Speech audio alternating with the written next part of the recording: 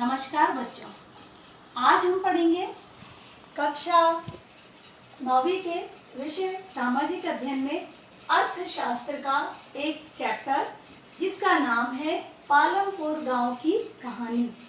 जी हाँ बच्चों, एक ऐसा गांव जिसकी कल्पना की है जो कि हरियाणा और पंजाब के साइड में उत्तर प्रदेश, पश्चिमी उत्तर प्रदेश में स्थित है। और उस गांव में निवास करने वाले जो लोग हैं, जो 100% लोग हैं, उनमें से लगभग 75% लोग खेती करते हैं, 25% लोग डेयरी, लघु उद्योग और परिवहन, दुकानदारी, सामानों को एक जगह से दूसरी जगह ले जाना, ये सारे कार्य करते हैं। अब किसी भी वस्तु का अगर उत्पादन होता है तो उत्पादन के बाद वो वस्तु तैयार होती है। तैयार होने के बाद मार्केट में या बाजार में बेची जाती है। किसके द्वारा? दुकानदारों के द्वारा। जैसे कि हम घर में शक्कर का प्रयोग करते हैं।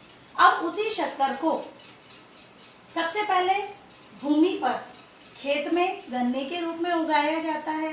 फिर उस गन्ने को काटकर मिल में भेजा जाता है। मिल में उससे शक्कर बनती है और शक्कर का जो उत्पादन होता है वो बड़े बड़े व्यापारियों के द्वारा थोक विक्रेताओं के पास जाता है। फिर छोटे जो फुटकर दुकानदार होते हैं उनके पास आता है। तो ये पूरा एक चक्र चलता रहता है। ऐसे ही एक गांव की कल्पना की है हमने, जो कि पश्चिमी उत्तर प्रदेश में स्थित है, पालमपुर, जहाँ पर कि लगभग 75% लोग हमने देखा है खेती करते हैं और जो अन्य कार्य करने वाले लोग हैं वो कितने प्रतिशत हैं? 25%। अब वहां पर जो पालमपुर गांव है, हम यहाँ पर देखेंगे, मैंने ये एक छोटा सा गांव बनाया है पालमपुर, जो कि सड़क के माध्यम से रायगंज से जुड़ा हुआ है। और यहाँ पर एक गांव कौन सा है? शाहपुर। 2 गांव से जुड़ा हुआ है, रायगंज और शाहपुर से। ये जो पालमपुर गांव है ये पक्की सड़क के माध्यम से जुड़ा हुआ है। तो यहाँ पर भी जिन भी चीजों का उत्पादन होता है, प्रोडक्शन होता है, वो रायगंज और शाहपुर में भी पहुंचाया जाता है। किनके माध्यमों से? जो यातायात के साधन होते हैं, परिवहन के साधन होते हैं, उनके द्वारा पहुंचाया जाता है। पालमपुर गांव में अलग अलग जाति के लोग निवास करते हैं। अलग अलग जाति धर्म के लोग निवास करते हैं और वहां पर लगभग कितने? 450 परिवार निवास करते हैं। 450 परिवारों में से 250 जो परिवार है, लगभग वो भूमि के मालिक हैं, उनके पास जमीन है खेती के लिए।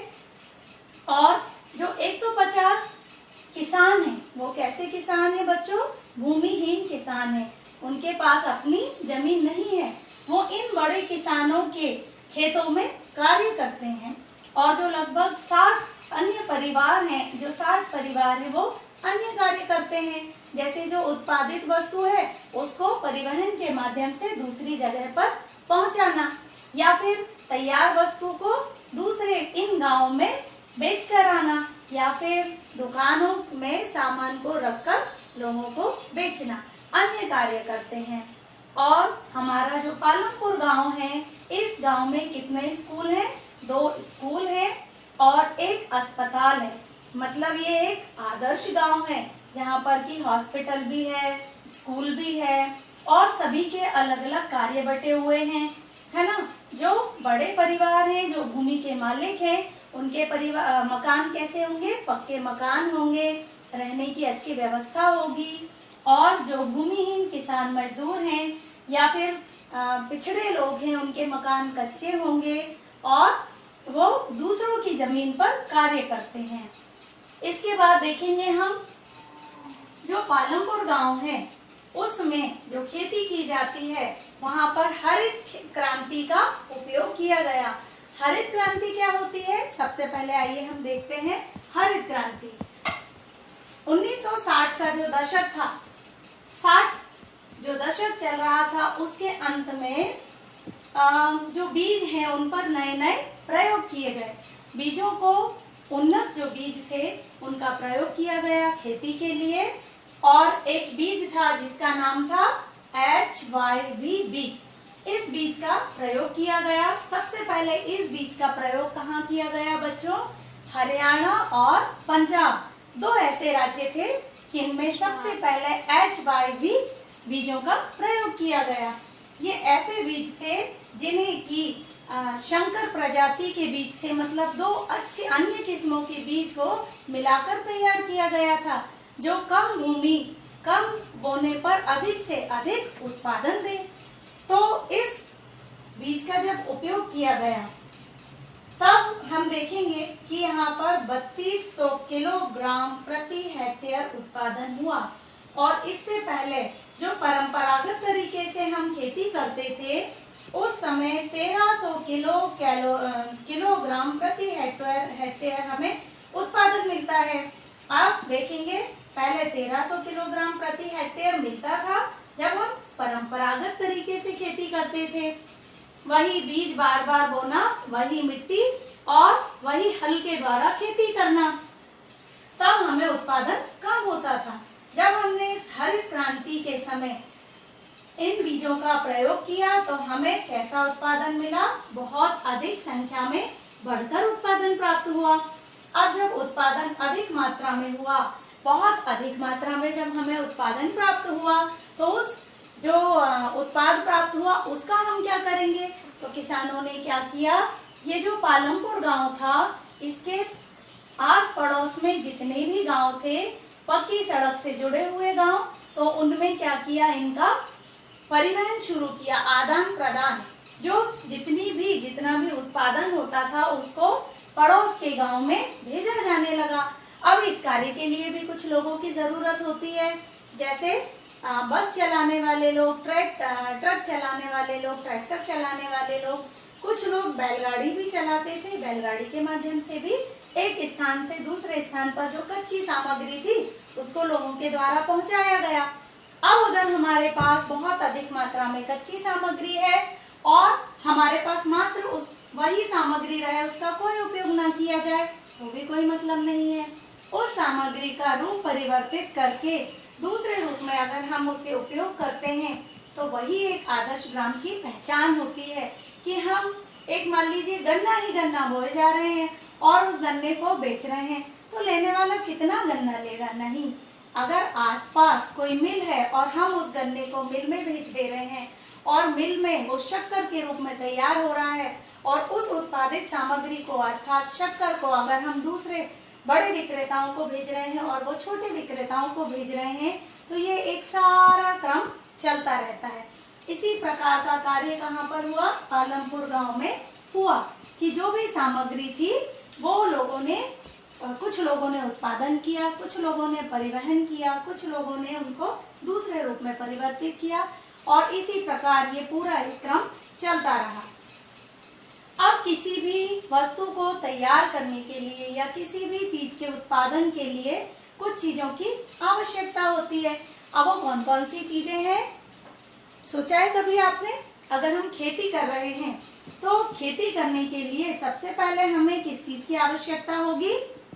भूमि की। जी हाँ, अभी मैंने आपको उदाहरण दिया कि जो भूमि है, जैसे हम शक्कर है, शक्कर को कहाँ पर, शक्कर तो सीधा खेत में नहीं बोते हैं, हम क्या करते हैं? गन्ने की खेती करते हैं। गन्ने की खेती कहाँ पर करेंगे? भूमि पर। अब उस खेती के लिए हमें क्या लगेगा? पानी लगेगा, जमीन लगेगी, और जो हम भूमि किसी भी चीज का उत्पादन करते हैं तो उससे हमें भूमि से क्या प्राप्त होते हैं? खनिज लवण भी प्राप्त होते हैं।